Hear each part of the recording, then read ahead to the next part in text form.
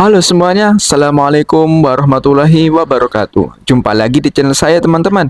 Seperti biasa, saya akan menyajikan sebuah ceramah ataupun kajian spesial untuk Anda. Seperti apakah ceramahnya? Mari kita simak bersama-sama.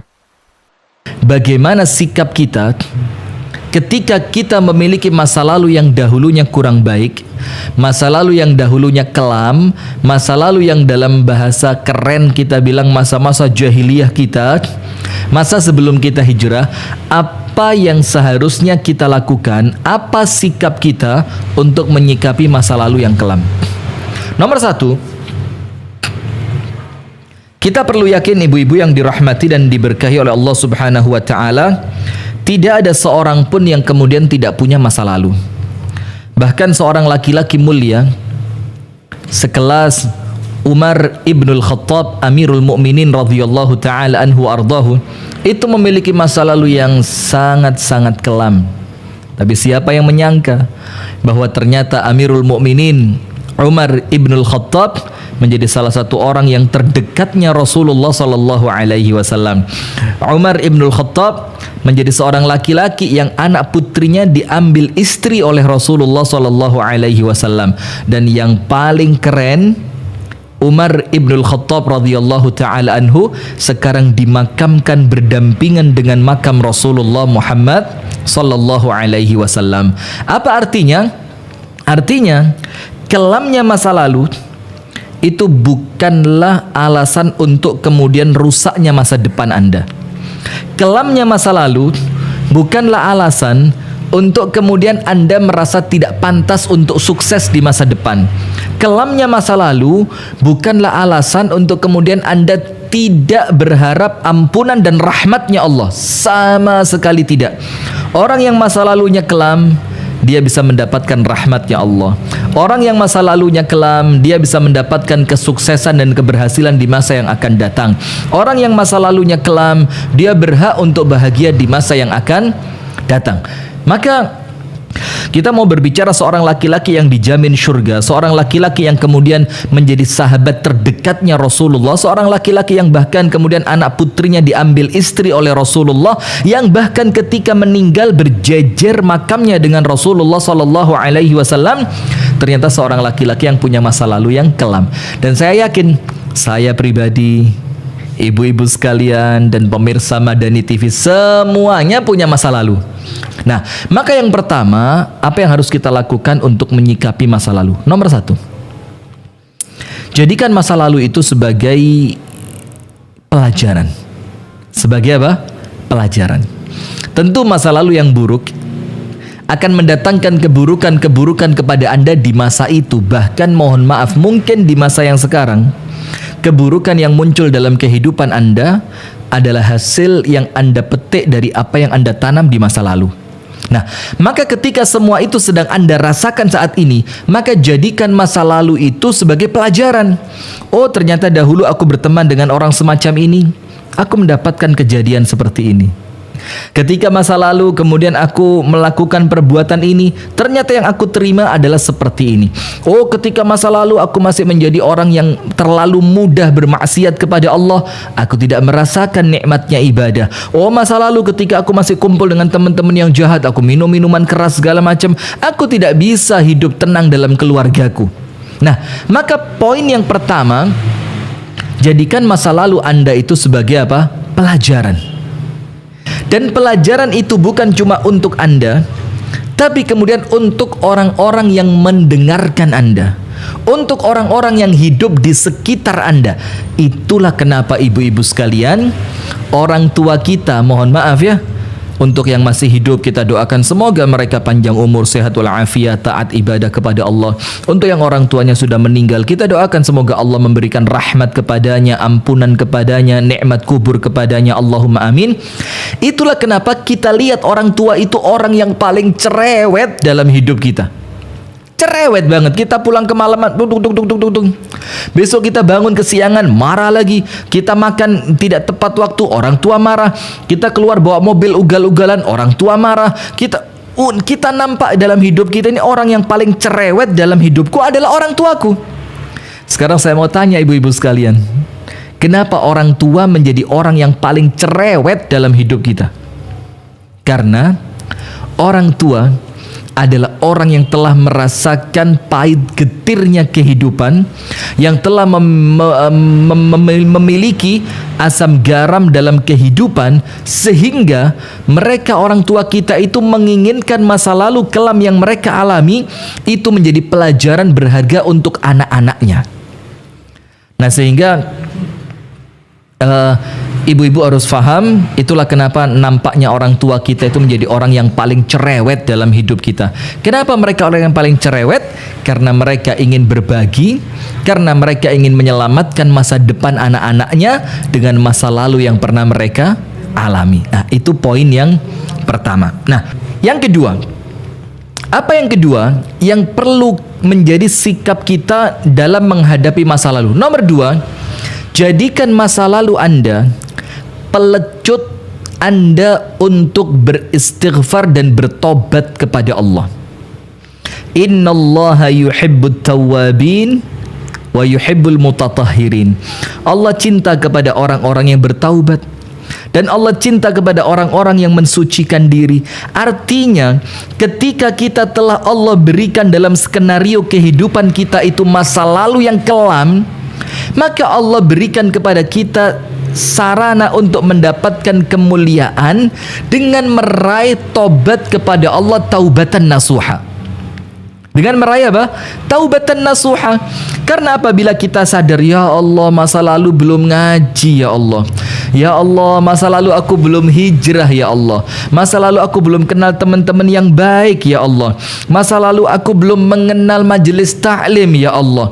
Maka aku hidup dengan minuman kerasku, aku hidup dengan mengumbar auratku, aku hidup dengan pekerjaan-pekerjaan haramku, aku hidup dengan semua kemaksiatan di zaman itu, ya Allah. Nah, maka ketika masa lalu Anda seperti itu, maka Anda punya satu kesempatan untuk melecutkan potensi Anda di hadapan Allah menjadi orang yang paling dicintai oleh Allah. Innallaha yuhibbut tawwabin. Allah Ta'ala mencintai orang-orang yang bertaubat. Sementara taubat yang nasuha, tobat yang masuk ke dalam hati, menusuk dalam di dalam hati kita, itu tobat yang ketika kita memiliki masa lalu yang kelam dan sekarang kita ngerti ternyata masa lalu itu begitu kotor. Zaman itu kita nggak ngerti, zaman itu kita nggak paham.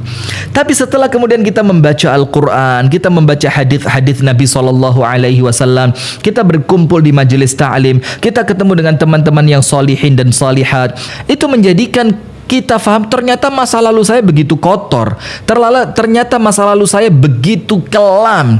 Yang ketika Anda yakini semua itu, kemudian terlecutlah semangat Anda untuk bertaubat. Maka ketika Anda bertaubat, Anda mendapatkan kemuliaan cinta Allah Subhanahu wa Ta'ala. Wa innallaha yuhibbut tawwabin wa yuhibbul mutatahhirin. Dan Allah mencintai orang-orang yang senantiasa mensucikan diri. Nah, makna ayat ini secara zahir, mensucikan diri artinya adalah berwudu. Setiap dia berhadas, dia berwudu. Setiap dia junub, dia mandi besar. Setiap dia selesai dari itu, orang yang mensucikan diri. Tapi dalam ilmu tafsir dikatakan al-ibratu, pelajaran dari suatu ayat Al-Quran, bi'umumil lafzi, dengan keumuman lafaz Al-Quran itu, dengan keumuman kandungan ayat itu. La bi khususis sababi, bukan karena kekhususan asbabun nuzul atau apa yang dituju oleh ayat. Contoh, innallaha yuhibbut tawwabina wa yuhibbul mutatahhirin. Allah cinta kepada orang-orang yang bertaubat. Tawwab, bukan sekali tobatnya. Tawwab itu terus mengulangi tobat. Wa yuhibbul mutatahhirin, dan Allah cinta kepada orang yang senantiasa mensucikan dirinya. Awalnya artinya wudhu, mandi besar, tapi kemudian mensucikan diri dari kelamnya masa lalu, mensucikan diri dari buruknya masa lalu. Maka Rasulullah sallallahu alaihi wa alihi wa sahbihi wasallam bersabda, kullu bani Adam khatta'un wa khairul khatta'in at-tawwabun. Setiap manusia pasti berbuat salah. Cuma kan masalahnya seperti yang saya pernah diskusi dengan Al-Akh Abu Shanum waktu kita di Makassar kemarin, itu alhamdulillah kita dapat kesempatan baru dalam hidup saya, dan itu merupakan pengalaman yang insya Allah tidak terlupakan. Itu diminta untuk tausiah di rutan. Dan kita lihat ternyata di dalamnya itu orang-orang yang nampak wajahnya itu wajah-wajah polos,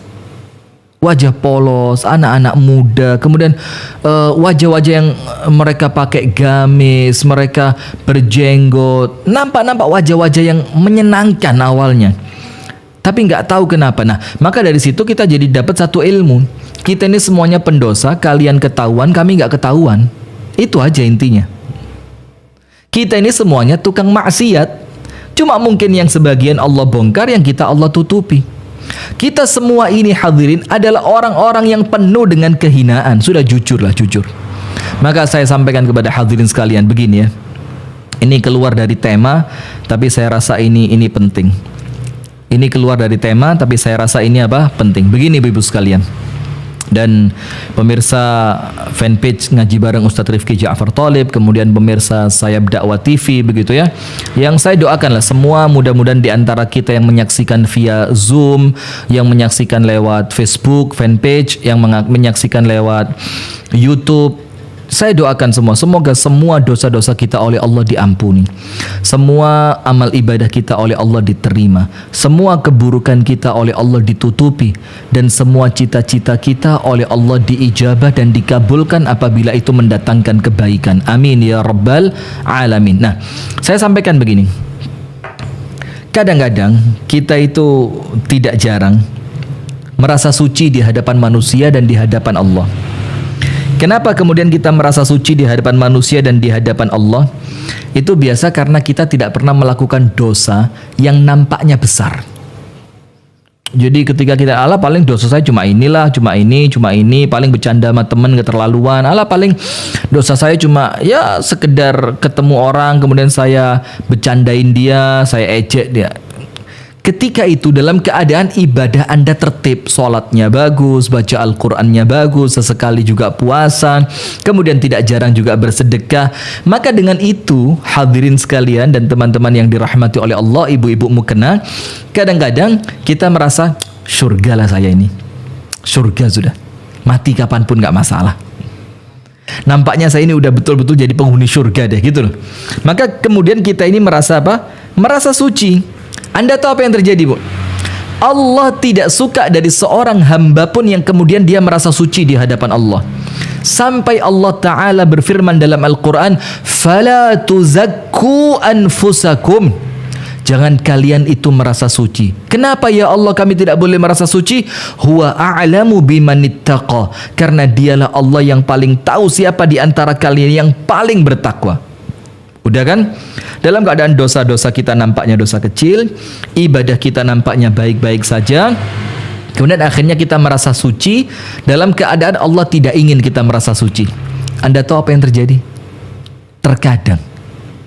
Terkadang sekali lagi ya, terkadang Allah akan jatuhkan Anda pada suatu dosa besar yang dengan itu kemudian Anda merasa hina di hadapan Allah dan Anda merasa hina di hadapan manusia, dan dengan itu Allah menjadi ridho dengan Anda.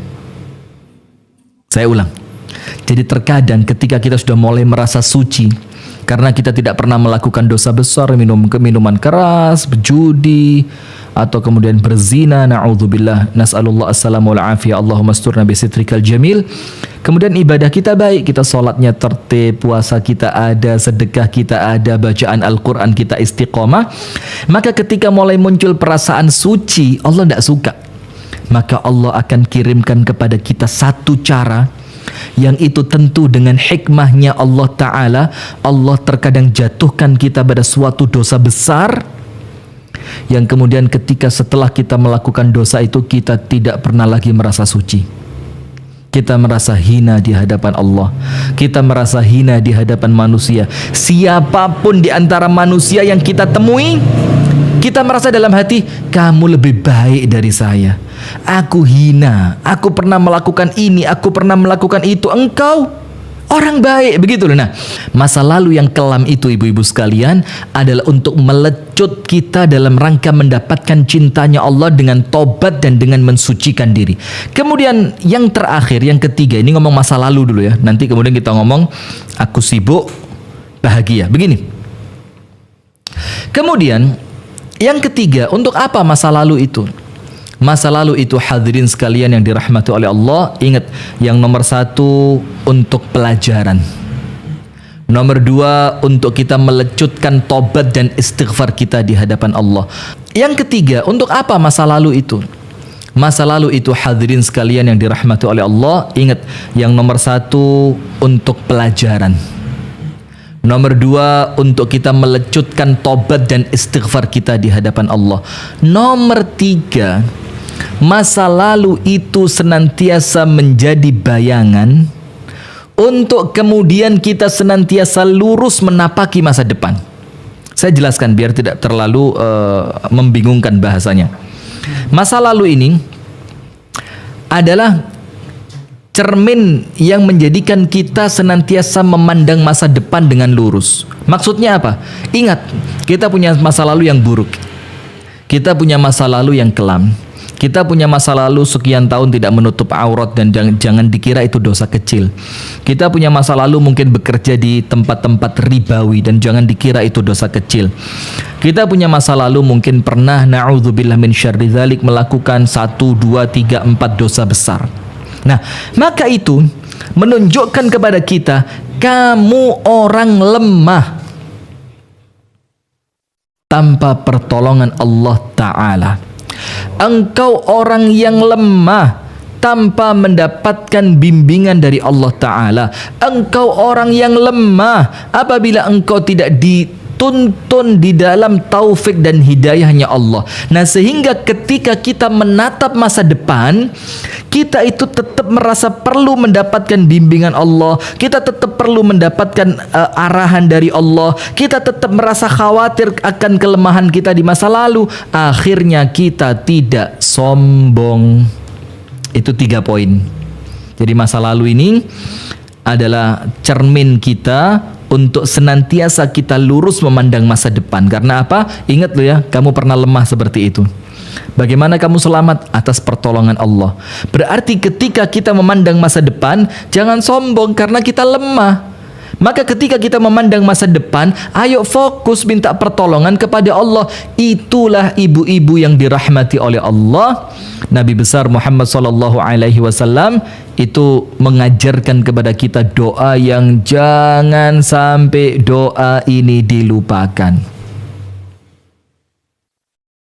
Anda di mobil baca, Anda di rumah baca, Anda di dapur baca, Anda mau tidur baca, Anda bangun tidur baca. Apa doa itu?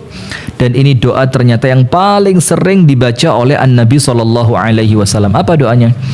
Allahumma ya muqallibal qulub. Ya Allah, zat yang maha membolak-balikkan hati seorang hamba. Sampai Rasulullah SAW bersabda, sesungguhnya hati kalian itu berada di antara 2 jemarinya Allah. Yuqallibuha haitsu sya. Yang Allah akan bolak-balikkan hati ini sesuai dengan kehendak yang Allah inginkan. Maka kita doa, Allahumma ya muqallibal qulub. Masukkan dalam hati. Ya Allah, hatiku berada dalam genggaman-Mu ya Allah. Hatiku senantiasa Engkau bolak-balikkan ya Allah. Aku khawatir justru hati ini akhirnya ya Allah Engkau balikkan pada tempat-tempat yang Engkau murkai. Terus kita minta apa sama Allah? Allahumma ya muqallibal qulub, tsabbit qalbi ala dinik. Tetapkan hatiku di atas agama-Mu ya Allah. Minta sama Allah ketetapan. Ketika pula kita membaca ihdinas siratal mustaqim, tunjukkan kepada hamba jalanmu yang lurus ya Allah. Bukan berarti sekarang kita tidak lurus. Tapi apa? Ketika saat ini kita sudah berada di atas jalan yang lurus, dalam kata ihdinas siratal mustaqim, itu kita minta sama Allah, tetapkan di atas jalan yang lurus ini ya Allah, sampai kematian menjemputku. Kalimat ihdinas siratal mustaqim itu kalimat tawadhu. Seakan-akan kita merasa belum dapat saya ya Allah. Saya belum dapat jalan itu ya Allah. Saya belum merasakan jalan itu ya Allah. Maka terus kita minta kepada Allah dalam keadaan hati kita miskin, dalam keadaan hati kita butuh, dalam keadaan hati kita perlu dengan apa yang kita minta dari Allah Ta'ala. Maka begitu. Jadi yakini dengan masa lalu yang seperti itu bahwa Anda lemah, saya lemah. Tanpa pertolongan Allah kita jatuh. Tanpa pertolongan Allah kita binasa. Tanpa pertolongan Allah kita akan celaka. Nah, itu 3 hal bagaimana kita mensikapi masa lalu. Nah, teman-teman, seperti itulah isi ceramah dari Pak Ustadz Rifki tadi. Semoga kita bisa mengambil pelajaran dari isi ceramah beliau tadi ya teman-teman. Terima kasih atas segera waktunya. Sampai jumpa di lain waktu. Dan akhir kata, Assalamualaikum warahmatullahi wabarakatuh.